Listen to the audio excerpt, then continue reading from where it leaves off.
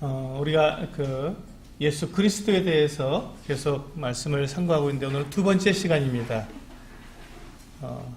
두 번째 시간으로 오늘 말씀의 제목은요, 하나님의 약속이신 예수 그리스도입니다. 하나님의 약속이신 예수 그리스도. 하나님께서 지난주에 제가 말씀드릴 때 예수 그리스도의 사랑은 영원 전부터 시작되었다라고 말씀을 드렸습니다. 하나님께서 사람을 창조하시기로 계획을 세우신 그때부터 이미 하나님은 사람들을 사랑하시기로 하셨고, 사람을 사랑하시기 위해서 사람이 범죄할 것을 아시면서도 그 사람에게 대해서 분명하게 사람들에게 어떻게 하면 범죄한 사람들을 되돌릴 수 있을까? 어떻게 하면 하나님께로 영원히 사람들과 함께 사랑을 나누면서 살 수 있을까 하는 것들을 계획하시고, 그리고 그것을 친히 이루어 가시기로 하셨다는 것입니다. 그런데 그렇게 해서 우리가 지난주에는 우리가 영원 전부터 시작된 예수 그리스도의 사랑에 대해서 우리가 나눴고, 이제 그 사랑, 영원 전부터 품으셨던 그 사랑을 이제 사람들에게 나타내시기 시작하셨습니다. 사람들이 하나님께서 사람을 지으셨고, 사람들을 지으셨는데 사람들이 하나님을 떠나 범죄했고, 범죄한 그들이 하나님을 떠나서 죄악 가운데 살기 시작했습니다. 그래서 하나님께서는 처음부터 계획하신 대로, 영원 전부터 계획하신 대로 사람들에게 하나님께서 계획하신 사람을 사랑하실 그 구원자를 보내주시겠다고 하나님은 약속해 주시는 것입니다. 하나님의 계획이 있다. 나는 너희를 사랑한다. 내가 사랑하기 때문에 너희를 구원할 수 있는, 나에게로 다 되돌릴 수 있는 구원자를 보내주겠다고 약속을 해주시는 것이죠. 오늘은 그 약속에 대해서, 하나님께서 우리에게 어떻게 약속해 주셨는지, 그 약속이 어떤 의미가 있는지에 대해서 함께 살펴보도록 하겠습니다. 우리 오늘 말씀의 본문은요, 베드로전서 1장 10절에서 12절입니다. 우리 주보를 참조하셔서 우리 한 목소리로 같이 읽어보도록 하겠습니다. 베드로전서 1장 10절에서 12절 주보에 있는 말씀 함께 한 목소리로 같이 읽겠습니다. 시작. 이 구원에 대하여는 너희에게 임할 은혜를 예언하던 선지자들이 연구하고 부지런히 살펴서 자기 속에 계신 그리스도의 영이 그 받으실 고난과 후에 받으실 영광을 미리 증언하여 누구를 또는 어떠한 때를 지시하시는지 상고하니라. 이 섬긴 바가 자기를 위한 것이 아니요 너희를 위한 것임이 계시로 알게 되었으니, 이것은 하늘로부터 보내신 성령을 힘입어 복음을 전하는 자들로 이제 너희에게 알린 것이요 천사들도 살펴보기를 원하는 것이니라. 네. 우리 베드로전서 이 말씀을 보시게 되면 그 선지자들이 어떤 일을 했는지, 이 이스라엘의 선지자들이 어떤 일을 했는지가 자세히 나와 있습니다.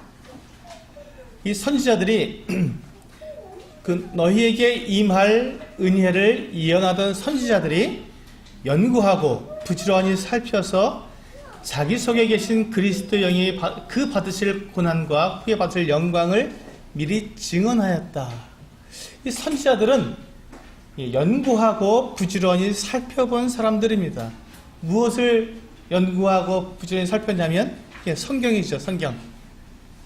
하나님의 말씀인 성경을 선지자들이 부지런히 연구하고 살펴보았다는 것입니다.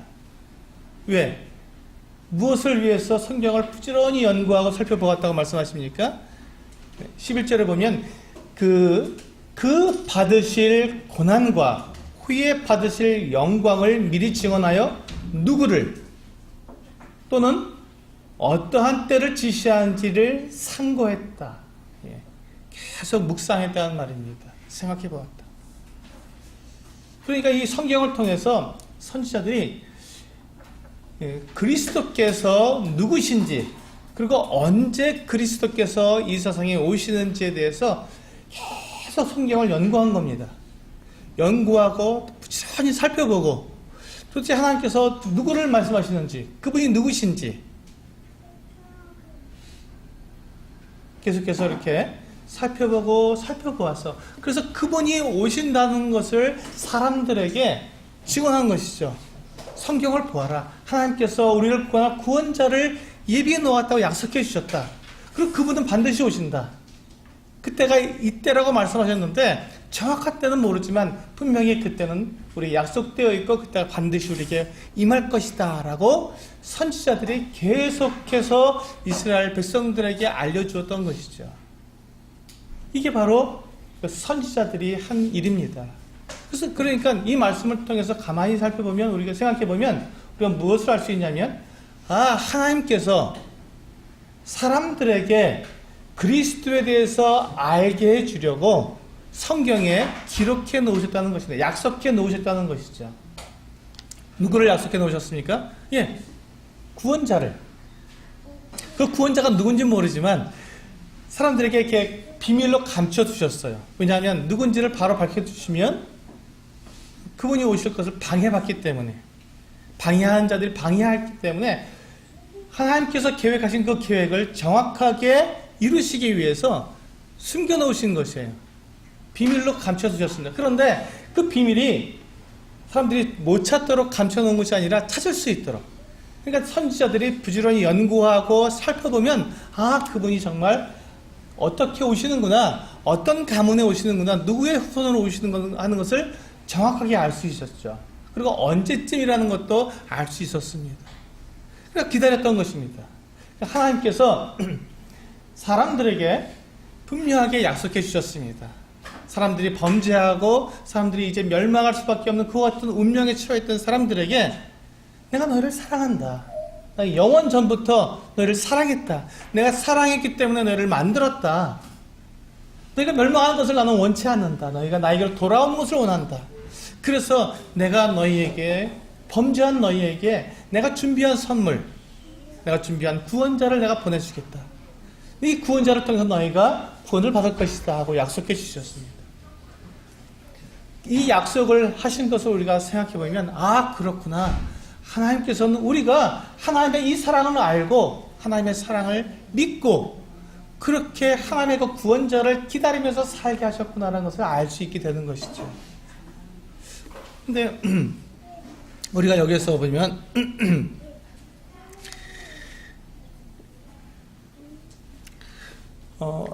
12절에 보시면요. 근데 이것이 비밀인데 누구에게까지 비밀이었냐면 12절 맨 마지막에 보시면 천사들도 살펴보기를 원하는 것이니라 라고 말씀되어 있습니다. 하나님께서 이 계획을 세우셨는데 천사들도 하나님 곁에 있는, 하나님을 섬기고 있는 그 천사들도 도대체 이 구원자가 누구신지, 언제 그 구원자가 이 땅 가운데 태어나게 될지 천사들도 알지 못했던 것이죠. 그래서 천사들도 알고 싶었던 거예요. 그래서 이 하나님의 말씀 가운데서 예언되어 있는, 약속되어 있는 이 구원자에 대해서 천사들도 계속해서 살펴보고 있었던 것이죠. 도대체 누구일까? 도대체 하나님께서 이 사람들을 사랑하시는데 그 사랑의 그 결정체인, 하나님의 사랑의 그 본질인 그 구원자가 과연 누가 될까? 그분은 어떻게 사람들을 구원하실까? 언제 그분이 세상에 태어나실까? 하는 것을 천사들까지도 살펴보기를 원했다는 것입니다. 하나님은 우리 사람들에게 이렇게 구원자를 약속해 주셨습니다.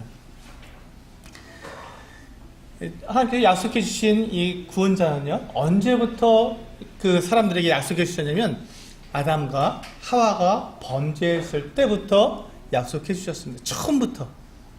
이미 그러니까 하나님께서는 아담과 하와가 범죄하기 전에, 즉 제가 지난주에 말씀드린 것처럼 그 사람들을 지으시기 전에 이미 그리스도 안에서 사람들이 범죄할 걸 아셨기 때문에 그리스도 안에서 그 영원 전부터 그 마음 가운데 사람들을 구원할 이 계획을 가지고 계셨던 것이죠. 그러니까 그것을 삼위일체 하나님만 알고 계셨지 이 천사들도 알지 못했던 것입니다. 하나님께서 그 마음판에 두신 것을 언제 말씀해 주셨냐면 아담과 하와가 범죄했을 때. 우리 창세기 3장 한번 열어보시겠습니다. 창세기 3장 15절 우리가 많이 찾아보고 많이 읽게 되는 말씀인데요. 창세기 3장 15절 말씀은 외우셔야 될 겁니다. 거의 자주 인용되는 말씀입니다. 왜냐하면 이게 그렇게 중요하기 때문에 그렇습니다. 창세기 3장 15절에 보시면 이와 같이 말씀하고 있습니다.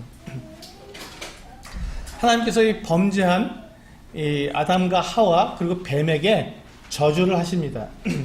지금 이번에는 뱀에게 지금 저주하시는데요. 3장 15절에 보시면 뱀에게 지금 저주하시는 말씀입니다. 내가 하나님께서 너로 뱀에게 여자와 원수가 되게 하고 내 후손도 여자의 후손과 원수가 되게 하리니 여자의 후손은 내 머리를 상하게 할 것이요 너는 그의 발꿈치를 상하게 할 것이니라 하시고, 이 말씀이 도대체 무슨 말인지 잘 이해가 안 되는데 이 말씀이 바로 하나님께서 이 사람들에게 아담과 하와에게 또 뱀에게 약속해 주신 하나님의 구원의 약속입니다. 여기 보시면 뱀의 머리를 여자의 후손이 상하게 한다고 되어 있습니다. 뱀의 머리를 여자의 후손이 상하게 한다고 했는데 이것은 뭘 말하냐면 여자의 후손, 즉 하나님께서 보내주실 구원자가 이 사탄을 발로 짓밟는다는 걸 말합니다. 즉 사탄을 이기고 승리하시는 것을 말씀하고 계시는 것이죠. 이렇게 하나님께서 이미 이 사람을 속이고 하나님께 범죄한 이 사탄을 멸하실 그 어떤 계획을 가지고 계셨던 것이죠. 그것을 누구를 통해서 이루신다고요? 구원자를 통해서, 하나님께서 보내주신 구원자를 통해서. 근데 그 구원자를 누구라고 표현했냐면 여자의 후손이라고 표현을 했습니다.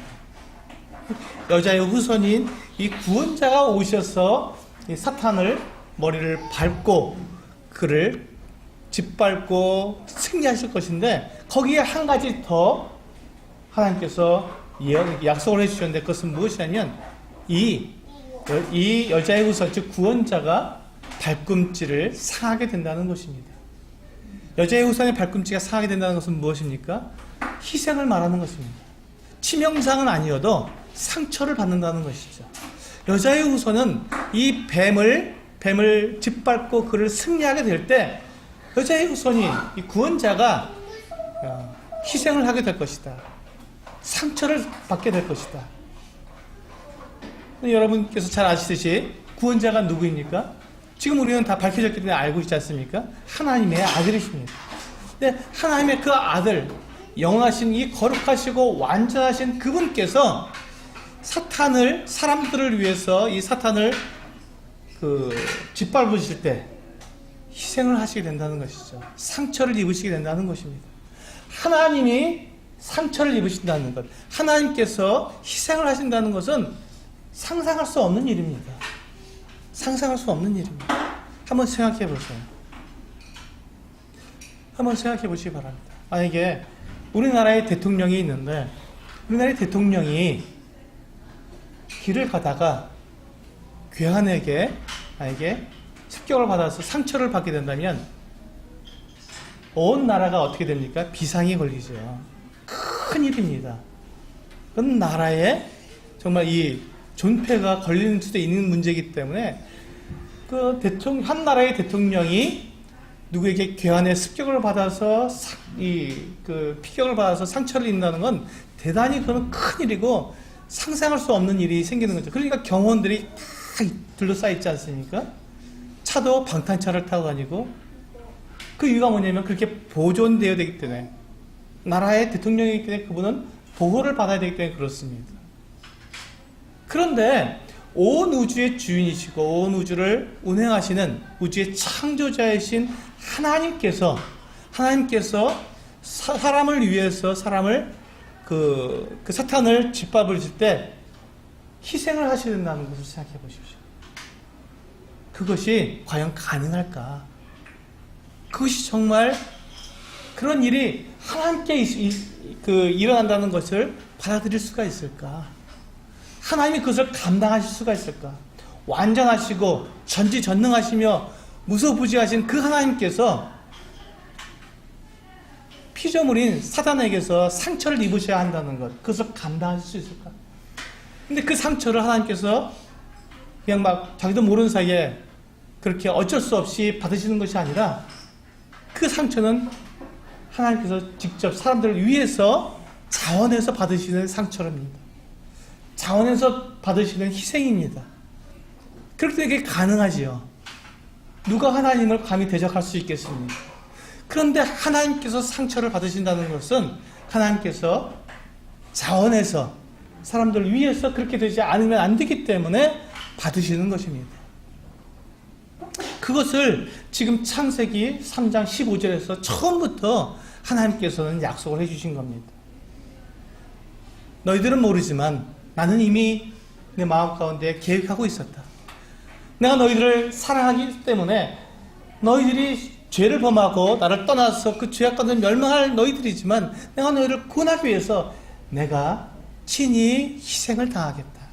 내가 상처를 입고 그렇게 해서라도 너희를 구원할 수 있다면 내가 친히 너에게 나아가겠다라고 약속해 주신 것입니다. 이게 창세기 3장 15절에 처음 나와 있는 하나님의 구원의 약속입니다.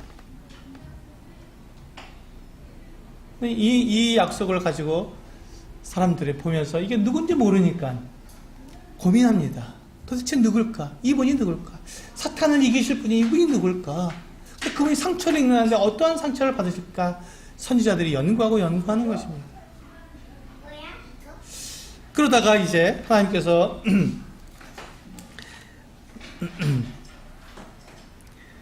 아브라함에게도 약속을 주셨습니다. 지금 아담과 하와에게 약속 주셨죠? 그 다음에 아브라함에게도 약속을 해주셨습니다. 그리고 모세에게도 약속을 해주셨고요. 그 다음에 이어서 다윗에게도, 그리고 그 수많은 그 선지자들에게 계속해서 이 구원자에 대해서 약속을 해주셨습니다. 그렇게 약속을 해주셔서 결국 예수 그리스도께서 정말로 오셨는데 그때까지 몇 년이 걸렸는지 여러분 아십니까? 네, 성경은 그 기간을 4,000년이라고 말씀하고 있습니다. 얼마요? 4,000년.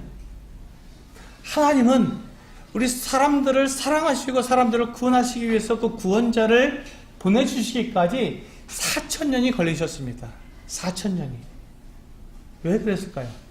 완전하게, 정확하게 사람들을 조금 더 그 문제 없이 완전하게 사람들을 구원하시기 위해서 하나님은 그렇게 모든 상황과 모든 환경을 다 만드셔서 정확한 그때에 오셔서 그렇게 사단을 이기셔야 했기 때문에, 사람들을 구원하셔야 했기 때문에 그 기간이 4,000년이나 걸린 것입니다. 한번 생각해 보시기 바랍니다. 아담과 하와가 처음에 이 약속을 받았을 때 그들이 낳을 자식들이 자식 중에서 그 같은 구원자가 있을 거라고 기대를 했습니다. 그런데 아담과 하와가 930년 사는 동안에 그동안에 구원자가 태어나지 않았습니다.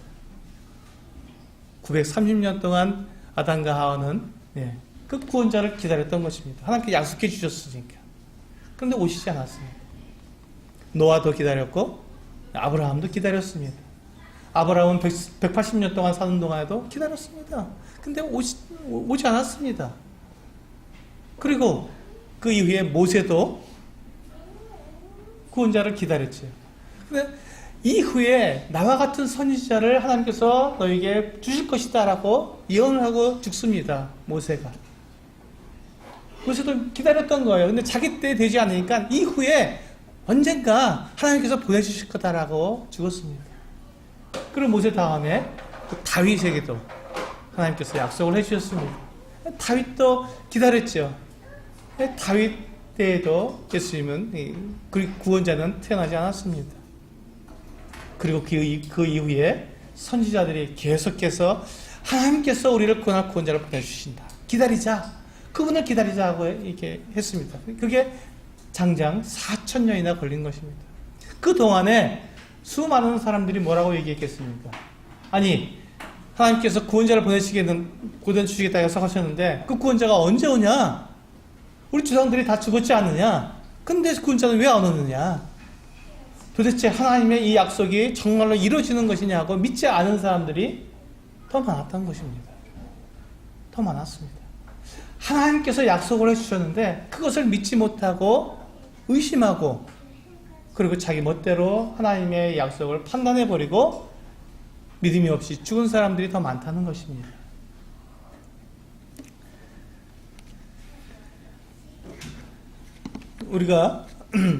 우리 그리스도인들에게도 비슷한 지금 기회가 있죠. 비슷한 사건이 있습니다. 주님께서 이 세상에 오셨다가 이제 십자가 달려 죽으시고 장사된 지 사흘 만에 부활하셨습니다. 그리고 이제 그 부활한 모습을 사람들에게 보이신 후에 승천해서 하늘로 올라가시기 바로 전에 제자들에게 약속해 주셨습니다. 이제 내가 가마. 나는 아버지로 가는데 내가 가서 너희를 위해서 이제 처소를 예비해 놓겠다. 그리고 다 처소가 예비가 되면 내가 이제 다시 너희에게로 와서 너희를 데리고 나 있는 곳에 가서 너희와 함께 영원히 거기서 거하겠다라고 약속해 주셨습니다. 주님은 내가 갈 텐데 다시 와서 너희를 나 있는 곳에 있게 하겠다고 약속해 주신 것입니다. 그 약속을 우리는 기다리고 있습니다. 초대교회 때 베드로와 또 바울과 이와 같은 사도들이 주님의 다시 오심을 간절히 기다렸습니다. 바울도요, 자기가 죽지 않고 자기는 주님이 다시 오실 때 공중에서 주님을 영접할 것이라고 그렇게 믿었어요. 근데 바울이 순교할 때까지 주님 오시지 않았습니다. 그 이후로 지금 얼마나 시간이 지났습니까? 2000년이나 지났습니다. 2000년이 지난 지금까지 주님은 아직 재림하시지 않으셨, 다시 오시지 않으셨습니다. 그러니까 사람들이 뭐라고 말합니까? 재림이 어딨냐 그럽니다. 그러니까 또 언제 다시 오시냐? 지금 2000년이나 지났는데 아니 주님이 언제 오신다는 거냐? 하면서 많은 사람들이 뭐라고 말합니까? 주님이 다시 오신다는 것은 상징적으로 말하는 거야. 우리로 하여금 잘 살도록, 믿음 안에 살도록 경고하시기 위해서 상징적으로 말씀하신 것이지 그건 없는 거야. 우리가 잘 살고 이제 우리가 죽어서 하늘나라 가면 주님 만나게 되는데 그걸 말씀하시는 것이지 주님이 언제 다시 와, 이렇게 사람들이 하나님의 말씀을 자기들의 마음대로 다 바꿔버리는 거예요.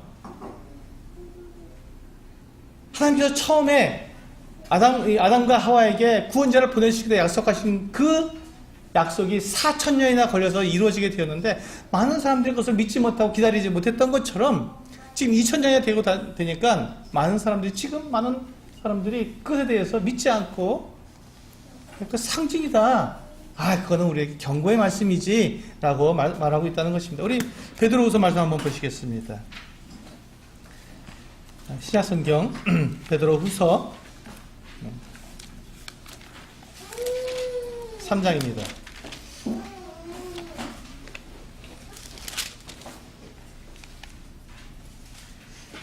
베드로후서 3장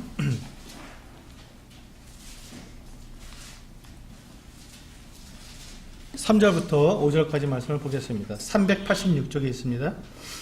베드로후서 3장 3절에서 5절까지 말씀을 보시겠습니다. 먼저 이것을 알지니 말세에 조롱하는 자들이 와서 자기의 정욕을 따라 행하며 조롱하여 이르되 주께서 강림하신다는 약속이 어디 있느냐?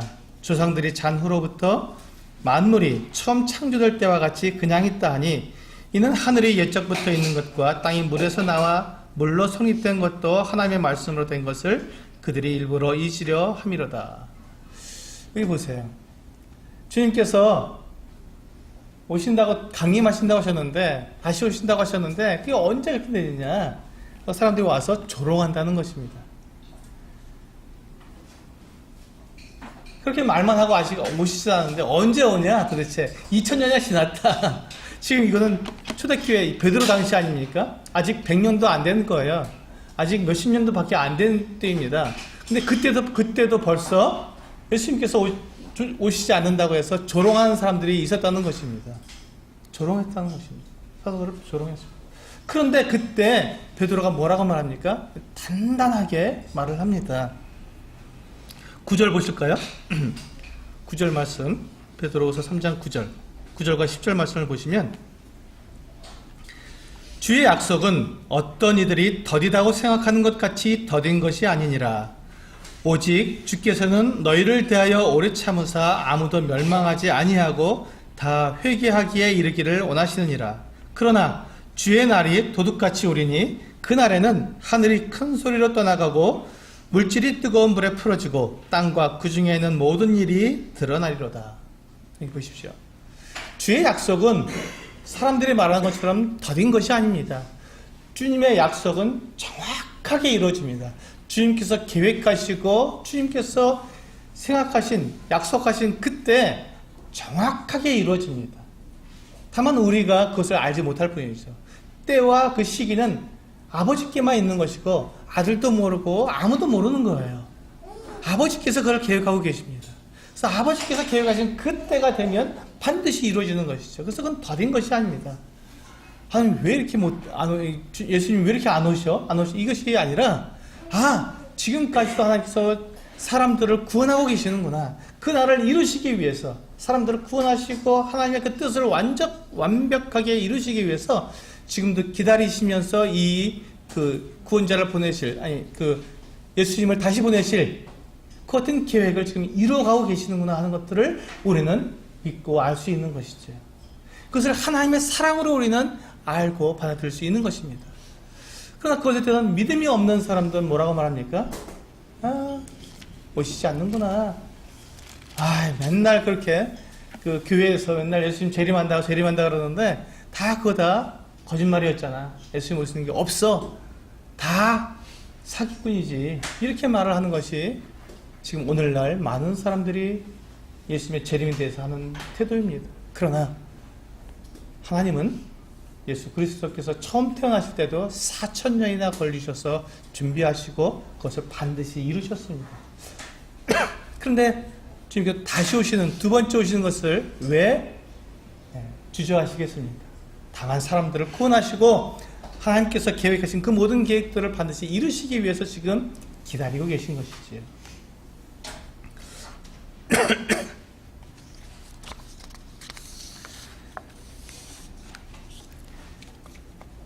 우리 민수기에 있는 말씀을 하나 더 찾아보도록 하겠습니다. 창세기, 출애굽기, 레위기, 민수기 23장입니다.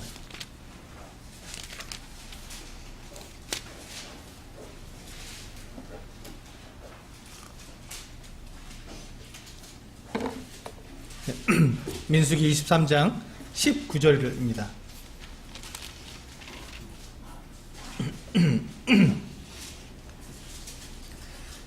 민수기 23장 19절. 우리 이 말씀은 같이 한번 읽어보겠습니다. 민수기 23장 19절 같이 한번 읽겠습니다. 시작.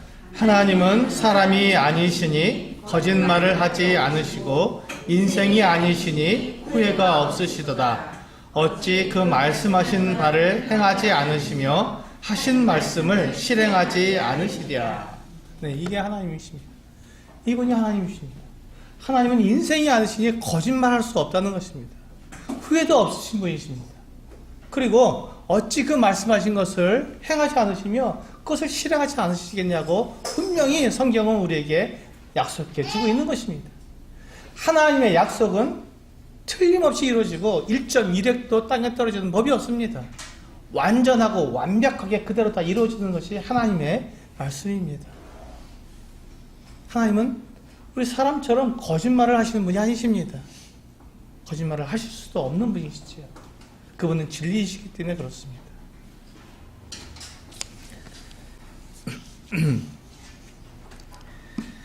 그래서 주님께서 우리에게 하나님께서 사람들에게 약속해 주신 이 구원자 예수 그리스도에 대해서 다시 본론으로 돌아가겠습니다. 하나님께서 이 사람들에게 약속해 주신 그 구원자 아담과 하와에게 그 창세기 3장 15절을 통해서 약속해 주신 그 여자의 후손에 대해서 약속해 주셨는데 그 구원자를 보내주시겠다고 약속하신 그 약속이 어떻게 된다고요? 반드시 이루어진다는 것입니다. 반드시 이루어진다.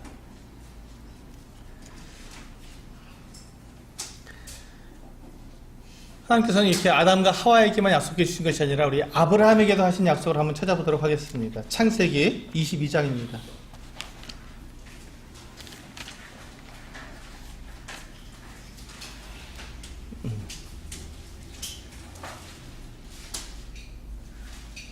창세기 22장 17절과 18절입니다.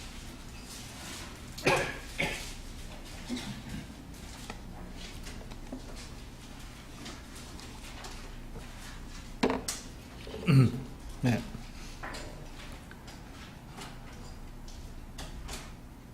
17절입니다. 내가 내게 큰 복을 주고 내 씨가 크게 번성하여 하늘의 별과 같고 바닷가의 모래와 같게 하리니 내 씨가 그 대적의 성문을 차지하리라.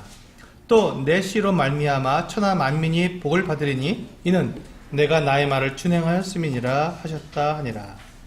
여기 보시면 아까 우리가 창세기 3장 15절에서 보았던 여자의 후손이라는 말 대신 이번에는 아브라함에게 내 씨라고 말씀하고 있습니다. 같은 말입니다. 후손이나 씨나 같은 말입니다.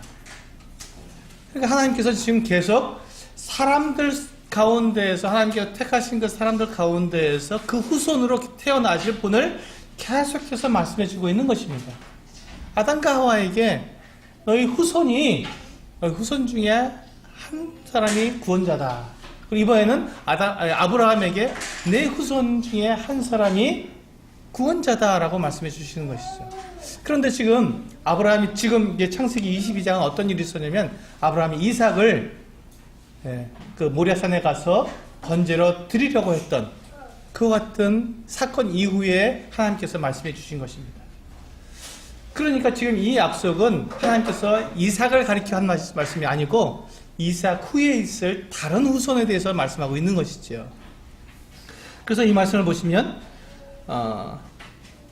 내 씨가 크게 번성하여 하늘의 별과 같고 바닷가의 모래와 같게 하리니 하나님께서 이와 같은 것을 약속해 주셨습니다. 아브라함의 후손들이 이와 같이 많겠다고 약속을 해 주시면서 그 뒤에 뭐라고 말씀하셨냐면 내 씨가 한 사람이 내 후손 중에 한 사람이 그 대적의 성문을 차지하리라. 여러분 전쟁을 하는데 성문을 딱 뺏으면 어떻게 됩니까? 승리한 거죠. 이게 아까 우리 그 창세기 3장 15절에서 보았던 여자의 후손이 뱀의 머리를 상하게 한 것과 같은 말입니다. 아, 이것도 승리구나. 아까는 뱀을 승리한다 그랬는데 이번에는 그 대적의 성문을 차지하리라. 아, 이 사탄의 왕국을 다 빼앗아 버리시는구나.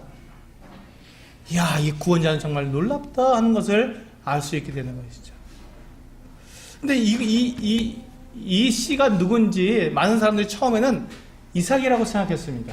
아브라함의 유일한 독자니까 아브라함의 독자 이삭이겠지 생각했는데 이삭은 이와 같은 일을 한 적이 없습니다. 대적의 성문을 빼앗은 적이 없고요. 오히려 사람들에게 자기 우물을 다 내어주고 이렇게 자기가 오히려 양보하는 것 같은 사람이었습니다. 그러니까 맞지 않습니다. 그리고 그 뒤에 18절에 보시면 또 내 씨로 말미암아 천하 만민이 복을 받으리라. 이 이삭은 그 가나안 땅을 벗어난 적이 없는 유일한 족장이었습니다. 천하 만민이 이 이삭으로 인해서 복을 받을 수가 없었던 것입니다. 그러니까 이 씨가 누군가 선지자들이 아무리 이 말씀을 읽어봐도 이건 이삭에게 맞지 않는다. 그러면 아브라함의 후손 가운데 한 사람이겠구나 하고 계속해서 기다렸던 것이죠. 야곱도 아니었고요. 그 뒤에 나오는 모세도 아니었고 그렇게 유명한 사람들이 될 줄 알았습니다. 다윗 때부터 다윗이 혹시 이 구원자가 아닌가 생각했는데 다윗도 아니었습니다. 계속 그 뒤로 넘어갔던 것이죠. 네. 그리고 이제 한 가지 또 더 한번 살펴보도록 하겠습니다. 이번엔 다윗에게 하신 약속을 한번 살펴볼까요? 사무엘 하를 보겠습니다. 사무엘 하 7장 말씀을 보시겠습니다. 구약성경 473쪽에 있습니다. 사무엘 하 7장 473쪽 사무엘 하 7장 12절부터 16절까지 보시면 좋겠습니다. 다윗에게 하나님께서 하신 약속입니다. 구약성경 473쪽에 있습니다. 473쪽 사무엘하 7장 12절부터 제가 읽어드리겠습니다. 내 수완이 차서 내 조상들과 함께 누울 때 내가 내 몸에서 날 내 씨를 또 나오죠. 내 뒤에 세워 그의 나라를 견고하게 하리라. 그는 내 이름을 위하여 집을 건축할 것이요 나는 그의 나라 왕위를 영원히 견고하게 하리라. 나는 그에게 아버지가 되고 그는 내게 아들이 되리니 그가 만일 죄를 범하면 내가 사람의 매와 인생의 채찍으로 징계하려니와 내가 내 앞에서 물러나게 한 사울에게서 내 은총을 빼앗은 것처럼 그에게서 빼앗지는 아니하리라. 내 집과 내 나라가 내 앞에서 영원히 보존되고 내 왕위가 영원히 견고하리라 하셨다 하라. 여기 보시면 이제 이 다윗의 한 씨가 나는데 다윗의 후손이 있는데 그 후손은 영원한 왕위, 영원한 나라를 세울 것이다 라고 말씀하고 있습니다. 그래서 많은 사람들이 이 후손을 누구라고 생각했냐면 솔로몬이라고 생각했습니다. 당연하죠. 근데 솔로몬은 어떻습니까? 이게 이렇게 되었습니까? 그렇지 않습니다. 솔로몬은 다윗의 왕위를 이었지만 솔로몬의 그 아들 때에서 이 이스라엘 나라가 둘로 나눠졌습니다. 여로보암과 르호보암의 그 두 나라가 나눠져서 북왕국 이스라엘과 남왕국 유다로 나눠지게 된 것이죠. 그렇기 때문에 지금 이 말씀은 잘 맞지 않습니다. 솔로몬에게 적용할 수 없습니다. 물론 여기 보시면 솔로몬에게 적용되는 말씀과 함께 섞여 있습니다. 왜? 하나님께서 그렇게 숨겨놓으셨기 때문에 그렇습니다. 그래서 일부는 솔로몬에게 맞고 일부는 솔로몬에게 맞지 않습니다. 그래서 선지자들이 이것을 쫙 연구해 봤을 때 아하, 이 말씀이 그렇게 숨겨져 있구나. 다윗의 후손 중에서 솔로몬에게 그와 같은 그 솔로몬의 왕위를 세우고 있다고 말씀해 주셨지만 그러나 그 후손 중에 또 구원자가 있는 거구나. 영원한 왕위, 영원한 왕권을 쥐고 오시는 분이 있으시구나 하는 것을 선지자들이 알아내게 된 것입니다. 하나님께서 그렇게 숨겨놓으셨으니까요.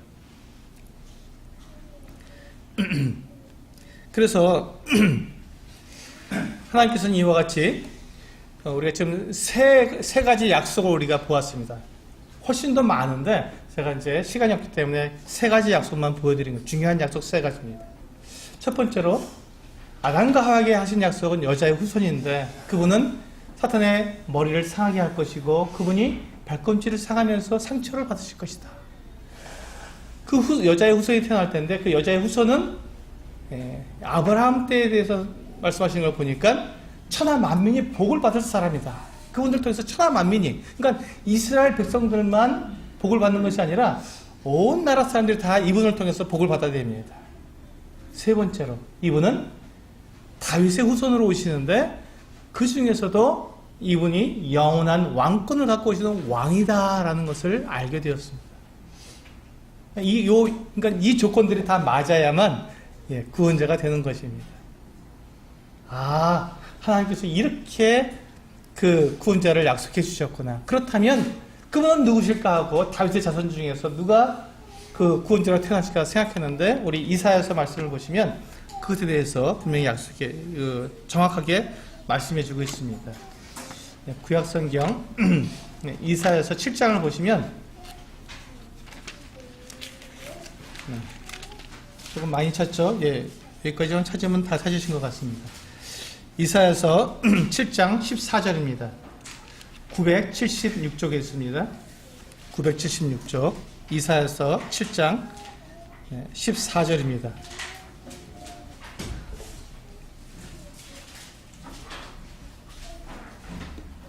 이사야서 7장 14절 제가 읽어드리겠습니다. 그러므로 주께서 친히 징조를 너희에게 주실 것이라. 보라, 처녀가 잉태하여 아들을 낳을 것이요 그의 이름을 임마누엘이라 하리라. 자, 이 이사야는 예수님이 태어나시기 700년 전 사람이었습니다. 이 700년 전에 이사야가 예언하기를 보라, 처녀가 잉태하여 아들을 낳으리니 그 이름을 임마누엘이라 하라 이렇게 했습니다. 여기 보시면 하나님께서 아담과 하와에게 처음에 약속해 주셨던 여자의 후손이 있습니다. 왜 하나님께서 특별하게 남자의 후손, 아담에게 아담아 네 후손 중에 이렇게 말씀하시지 않고 여자의 후손이라고 말씀하셨을까요? 그것은 하나님께서 보내실 그 구원자는 사람들하고 달라야 합니다. 구별되어야 합니다. 그러니까 알아볼 수 있어야 되는 것이죠. 그래서 남자에게서 태어나는 것이 아니라, 남자의 씨로 태어나는 것이 아니라 하나님께서 특별히 여자를 통해서 태어나도록 하시는 것입니다. 이게 특징이죠. 그래서 여기 보니까 그게 어떻게 그런 일이 있을 수 있을까 생각했는데, 이사야서 7장 14절에서 주께서 친히 징조를 너희에게 주실 것이요, 보라, 처녀가 잉태하여 아들을 낳았다. 처녀가 잉태해서 아들을 낳는다는 것입니다. 그러니까 여자의 후손이 되는 것이죠. 남자의 후손이 아니라. 아, 그렇구나. 그러니까 다윗의 자손 중에서 처녀가 잉태해서 아들을 낳게 되는 그분이 바로 구원자구나 하는 것이 정확하게 이제 누군지 드러나게 되었습니다. 그분만 기다리면 되는 것입니다. 처녀가 낳는 아들. 그 아들. 근데 그 아들의 이름이 임마누엘이었습니다. 임마누엘은 하나님이 우리와 함께 계시다. 우리와 함께 계시는 하나님. 즉, 그분이 하나님이셨구나. 하나님께서 이제 드러내시는 거예요. 그 구원자가 처녀가 잉태해서 아들을 낳는데 아들의 모습을, 사람의 모습을 가졌지만 그분은 사람들과 함께 계시는 하나님이라고 알려주신 것이죠. 하나님이십니다. 다른 분이 아니라, 사람 중에 특별한 사람이 아니라, 천사 중에 한 천사가 오는 것이 아니라 하나님이 직접 오시는 거구나 하는 것을 여기에서 이렇게 말씀해 주셨습니다. 근데 사람들이 이것을 믿지 않았습니다. 이렇게 분명히 임마누엘이라고 말씀해 주셨지만, 그렇겠지. 하나님께서 우리와 함께 하시는 것을 그냥 보여주시는 거겠지. 어떤 특별한 선지자가 와서 그렇게 하시는 거겠지. 라고만 생각했지, 진짜 하나님이 오신다는 것을 사람들이 믿지 못했던 것이죠. 하나님은 우리들에게 아주 정확하게 모든 것들을 완전하게 다 약속해 주셨고, 그 약속을 하나하나 이루셔서 결국 몇 년 만에 이루어주셨다고요? 4,000년 만에 이루셨습니다. 하나님의 약속은 결코 그저 땅에 떨어지는 법이 없습니다. 정확하게 이루어집니다. 그것이 하나님의 사랑이고 우리를 사랑하시는 하나님의 능력입니다.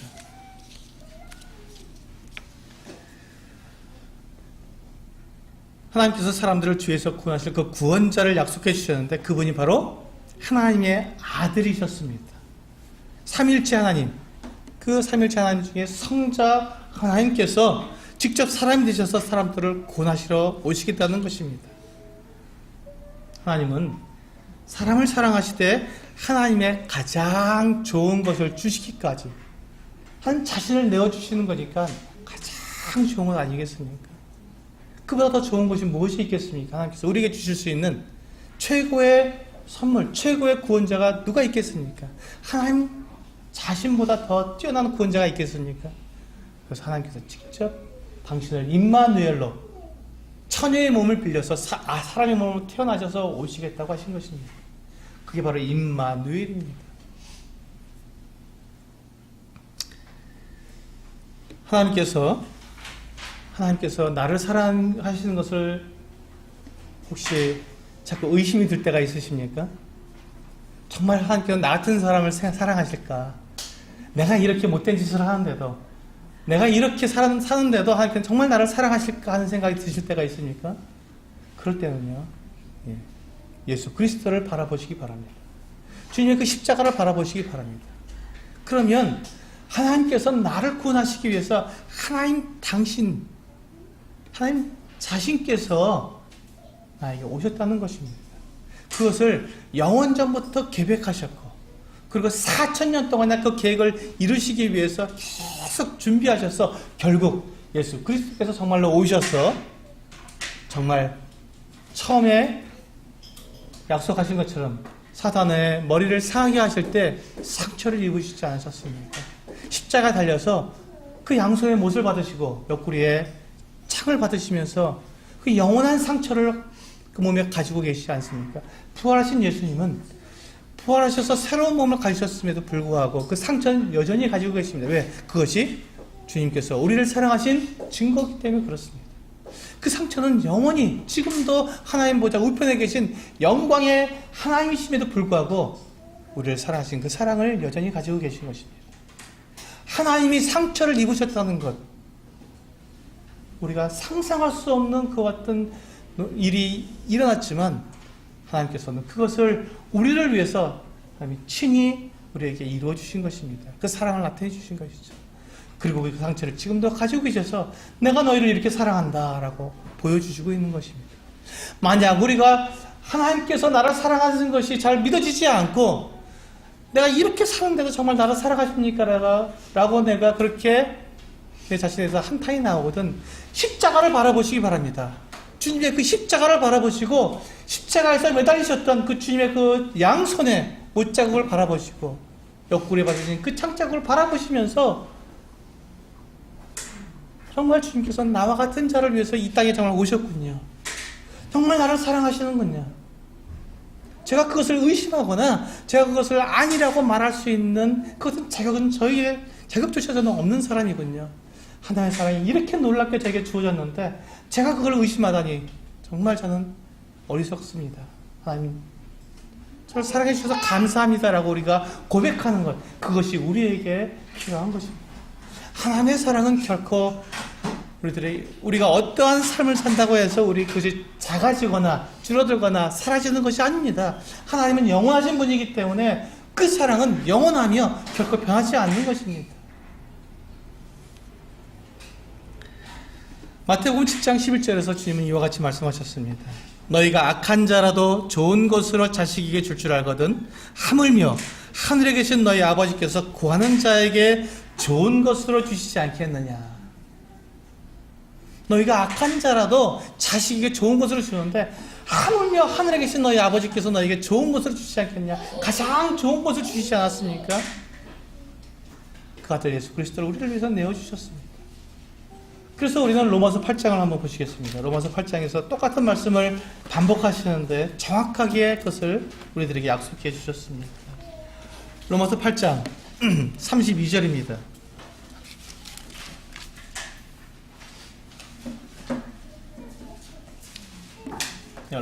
로마서 신약성경 로마서 8장 32절입니다.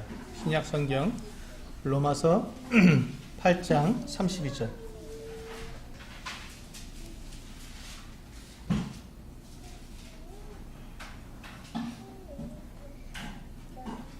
네, 이 말씀도 우리 같이 읽도록 하겠습니다. 로마서 8장 32절입니다. 로마서 8장 32절. 같이 한 목소리로 같이 읽겠습니다. 시작. 자기 아들을 아끼지 아니하시고 우리 모든 사람을 위하여 내주신 이가 어찌 그 아들과 함께 모든 것을 우리에게 주시지 아니하겠느냐. 그렇습니다. 마태복음에서 주님께서 말씀하신 큰 그것, 가장 좋은 것을 주시지 않겠느냐고 말씀하신 그것을 하나님께서는 우리에게 예수 그리스도 자기 아들을 우리에게 내어주심으로써 증명해 보이셨습니다. 하나님은 우리를 그렇게 사랑하십니다. 그것은 내가 어떻기 때문에 나를 사랑하신 것이 아니라 하나님께서 사랑이시기 때문에 하나님께서 일방적으로 우리를 그렇게 사랑하시는 것입니다. 내 모습을 보면서 하나님 나를 사랑하지 않는다고 생각하지 마시기 바랍니다. 내가 어떻다고, 내가 실수를 했다고, 내가 잘못을 했다고 하나님께서 하나님의 사랑을 의심하지 마시기 바랍니다. 하나님은 완벽하게 우리를 사랑하시기 위해서 그 아들을 내어주셨습니다. 그러면 우리가 어려움이 생길 때, 또 우리에게 고난이 있을 때, 내 생각으로, 내 판단으로 내가 나아가는 것이 아니라 그때에도 하나님께서 나를 사랑하셨구나. 내가 하나님을 의지하고 하나님께 나를 맡겨야지. 하나님께서 나를 사랑하시니까 나에게 가장 좋은 길로 나를 인도해 주실 거야 라고 하나님께 나를 맡기면서 나아가게 될 때 하나님께서는 그 약속대로 그 아들과 함께 나에게 모든 것을 주시지 않겠냐고 하신 약속대로 나에게 모든 것을 주시는 것입니다. 우리는 그것을 때때로 우리가 의심이 들 때 우리는 예수 그리스도를 바라보시기 바랍니다. 정말 가능할까? 정말 나를 사랑하실까라는 생각이 들 때 우리는 예수 그리스도를 바라보시면 그러면 우리는 그 약속을 믿을 수 있고 하나님의 사랑을 우리가 믿을 수 있게 될 것입니다. 우리에게 필요한 것은 바로 하나님께서 약속을 지키시는 거룩하신 하나님이라는 것을 믿는 믿음뿐입니다. 우리에게 필요한 것은 그 믿음이 필요한 것이지 하나님의 약속은 결코 없어지거나 땅에 떨어지지 않습니다. 그것이 하나님의 약속입니다. 기도하시고 마치도록 하겠습니다.